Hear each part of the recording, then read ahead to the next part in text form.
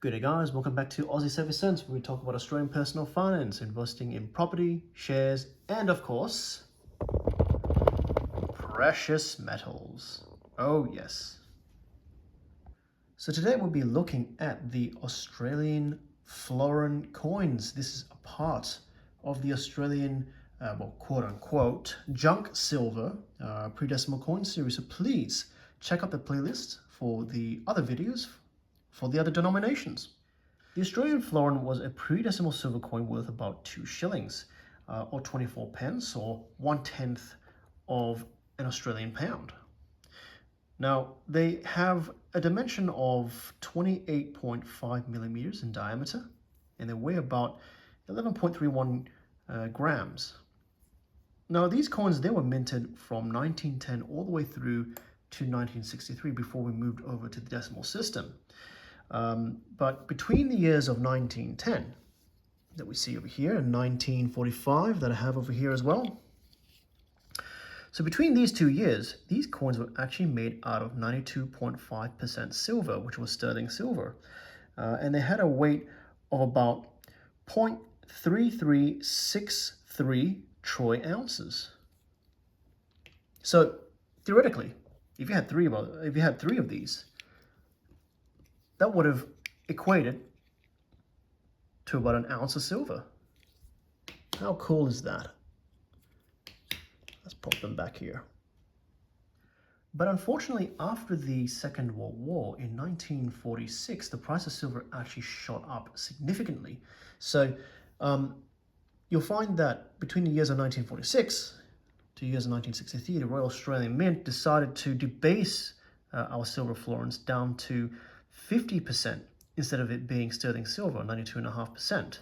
And we followed that purity because of the British. They already debased their currency down to 50% in 1920. And so therefore, the Royal Australian Mint decided to do the same, which meant that all these coins between 1946 through to 1963, they only had about 0.1818 troy ounces of silver.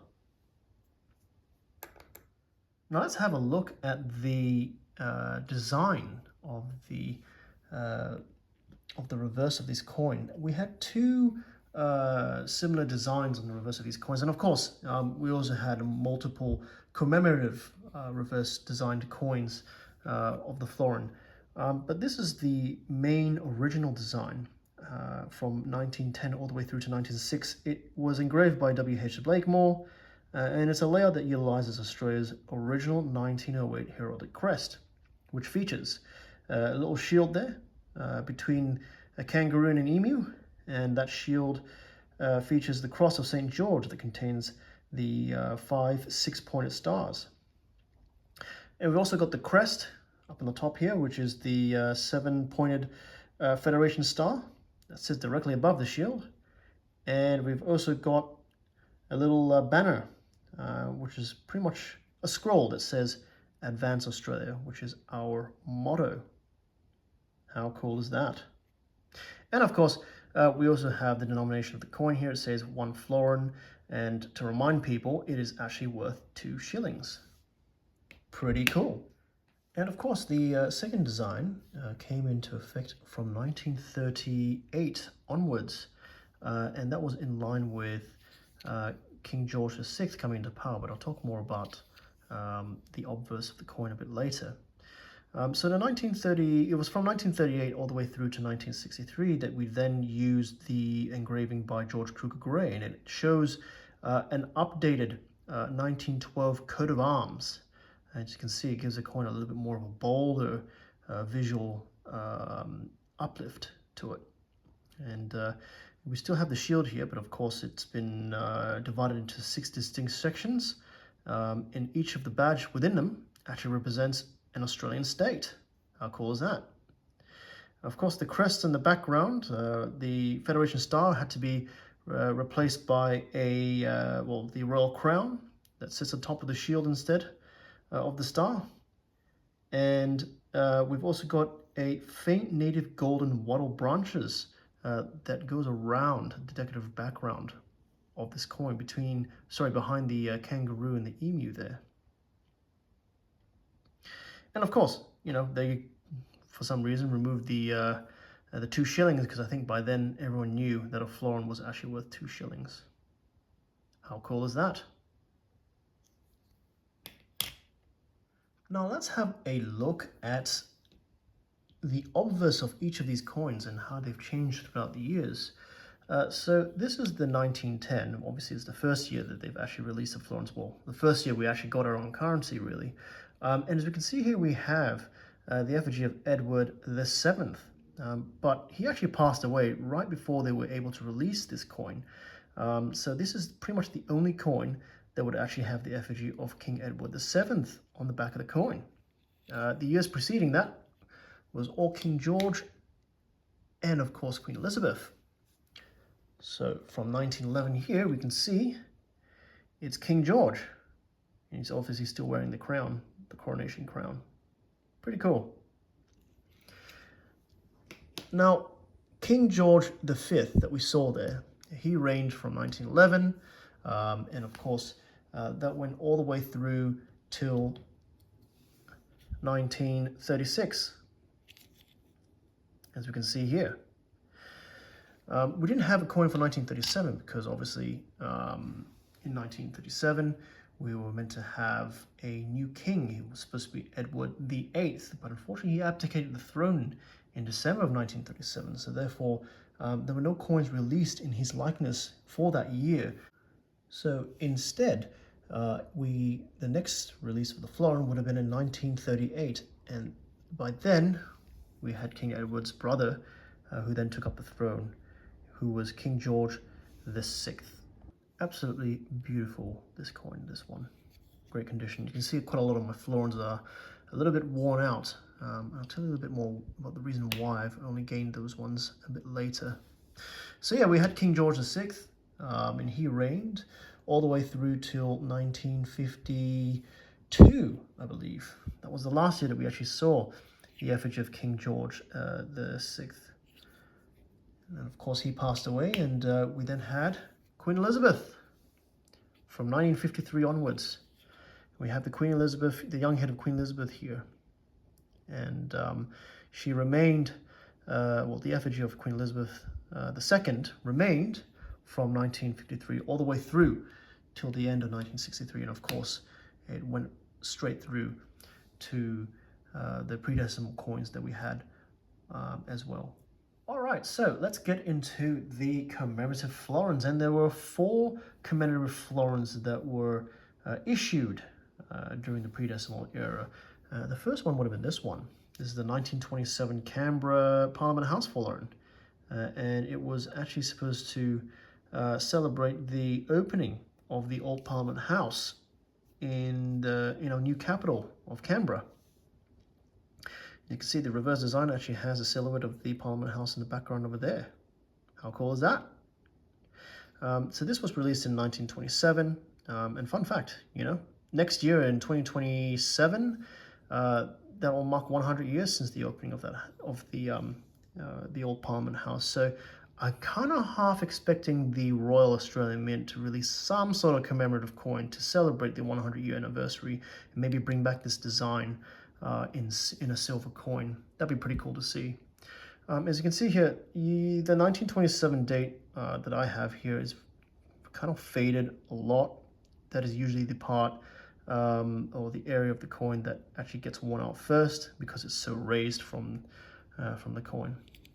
But pretty cool to see. Love it. All right, so the next commemorative florin would have been the 1934/35 Melbourne Centenary Florin. And that occasion would have marked the 100th anniversary of the founding of the state of Victoria and the city of Melbourne. But unfortunately, I don't actually have it because that specific florin is actually the rarest circulating Australian florin to have ever circulated. So that obviously makes it the most expensive florin, and it's very hard to try and find one for less than 300 or 400 Australian dollars. Mind you, a florin right now with the current silver spot price of silver, 92.5%, florin, a silver florin, they go for around 30 Australian dollars. So, you know, paying 10, 11 times the price of it is a little bit insane. But maybe one day, if I can find one for a decent price, I can add it to my collection. But the 1934/35 Melbourne Centenary Florin, it technically shows an equestrian figure featuring an ancient Olympic-style naked rider galloping on a horse that's moving to the left. Would have been pretty cool to show you guys, but unfortunately I don't have that. Only about, I think it was 54,000 was ever issued. Quite a few of them were melted down as well. So yeah, maybe one day I will be able to show that to you guys. But the third commemorative florin that I have would have been this one. This one is a 1951 50th anniversary florin, and it's supposed to celebrate the 50 years of the Federation of Australia. We became a federated nation in 1901.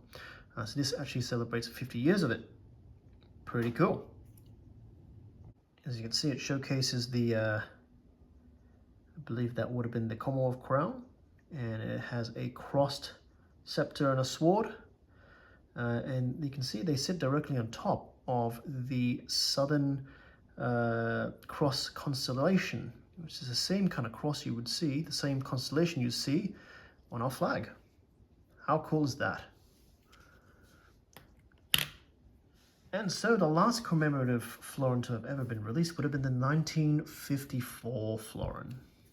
This is known as the Royal Visit Florin. And it was actually supposed to commemorate the first official visit of Queen Elizabeth II to Australia.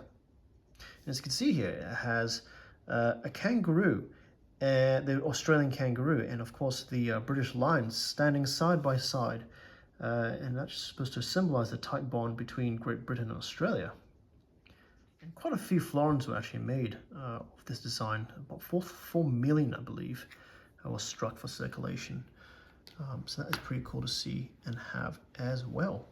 Now, obviously, the keen-eyed among you might start to wonder, okay, well, why do I actually have quite a few of these florins in these little capsules here?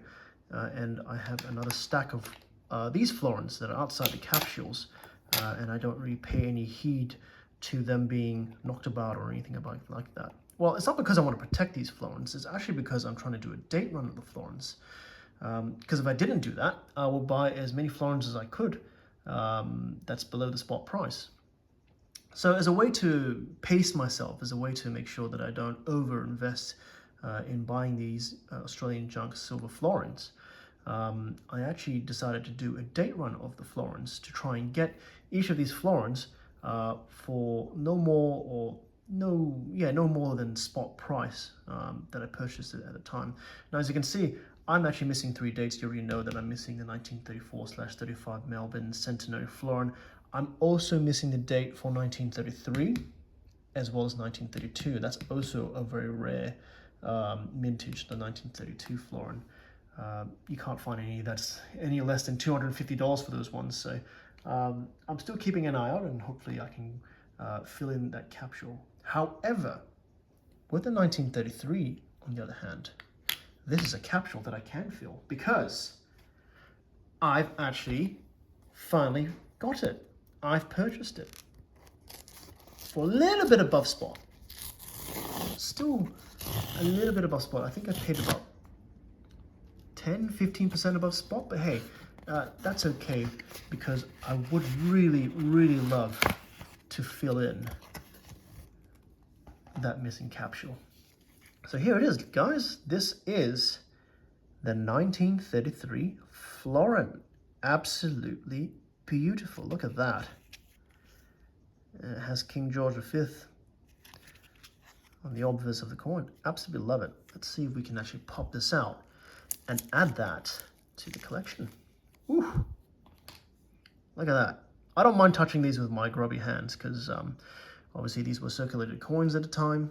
It's not 99.9% pure silver, so I'm not concerned of it being dirtied or tarnished or anything like that. And besides, this is far from being a gem coin.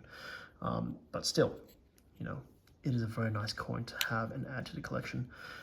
I completely forgot to get a gasket, but I will do that off camera. But there you go, guys. A live showing of me adding to my collection of florins. And there we go. That's the 1933. Now, when it came to these Australian florins, quite a lot of them were actually minted in Australia. Yes, of course. But there were a few of them that were actually minted in either the London Mint, which would have been from 1910 all the way through to 1915, as well as some other mints, which actually showcases a mint mark. I'll quickly show you guys what that looks like. So first of all, we'll look at the ones that are from the year of 1914 and 1915. Pretty worn, but hey, they're still florins to me. Still love them. Look at that. So we can see here, 1915 and 1914, there's a little H mint mark there, and that indicates that they were struck at the Heaton Mint, or the Ralph and Heaton Sons Mint in Birmingham, England. And these are actually the more scarcer coins that I have here of the year of 1914 and 1915. Pretty cool to see here. Let's pop this over here and here. Now the other set of florins that actually showcases a mint mark would have been for 1942 through to 1940, I think it was 1944. Let's have a look. This is 1942, it doesn't have the mint mark. So it would have been this one. Here you go, 1942, and it has a little bit of an S there. And same can be said for the 1943, little S there. And of course the 1944, as you can see there. And these were indicative that they were actually made from the San Francisco Mint. How cool is that? We had coins that we shipped over to the United States, or silver that we shipped over to the United States so that we could get them minted for us. The reason for that was because quite a few US troops were actually deployed to Australia starting in 1942, and quite a lot of the soldiers used local currency for the daily needs like food, transit, entertainment, and of course, you know, we only had the Melbourne and Perth mints, and they actually lacked the machinery to handle the massive demands. Therefore, they had to outsource quite a bit of raw silver bullion across the Pacific to the American mints, to the San Francisco Mint, that had high capacity coin pressures to strike millions of florins, as well as shillings, sixpences, and threepences as well. And they were shipped back to Australia for Australia's everyday economy. So that's pretty cool to see and pretty cool to have as part of my little collection. So that comes down to how many ounces of silver do I have? And that's the last thing I'd like to talk about when it comes to these beautiful Australian florins. Well, all of this actually makes up about, I believe it was 20.7 ounces of silver that you see here on this table. And with the current spot price of silver being $82 an ounce, 82 Australian dollars an ounce, that works out to be just shy of $1,700 worth of Australian junk silver you see here before your eyes. So let me know in the comments below, do you guys stack Australian florins as Australian junk silver, or do you collect them? In which case, do you guys do a date run like I am? Let me know in the comments below, and while you're at it, please like and subscribe if you've enjoyed this video and you would like to see the next video regarding the Australian shillings as a part of the Australian Junk Silver Predecimal series. Thank you so much for watching. Have a great one, guys. I'll see you in the next one.